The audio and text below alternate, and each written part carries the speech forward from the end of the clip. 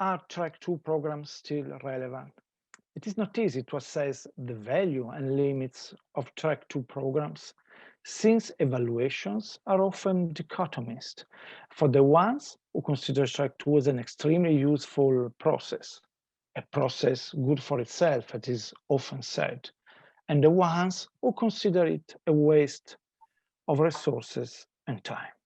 As it is well known, informal diplomacy, or track-2, was generally considered a useful channel of communications among states, among communities, when official tracks are either blocked or extremely limited.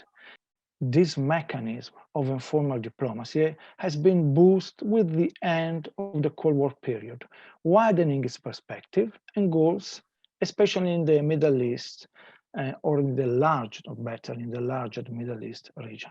However, its popularity has increased the difference of perceptions among scholars and practitioners on how to measure effectiveness of track-2 programs, as well as on the definition of the concept itself.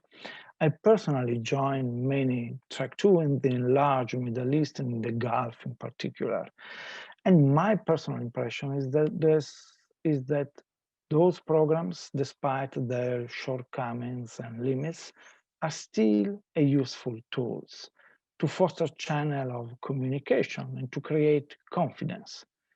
And it would be extremely unfair to dismiss them as a simple waste of time, or perceive them as a sort of closed circles whose main aim is to guarantee the survivability of the process itself. Since the current regional geopolitical scenario appears increasingly polarized with growing sectarianism and dichotomist narratives, track-2 programs help to find possible common grounds for cooperation, to envisage convergences of interest, to find credible steps for solving problems, and to find inclusive security architectures and win-win solutions. In other words, they might help to contrast the dangerous return to the zero-sum game attitude within the international security system.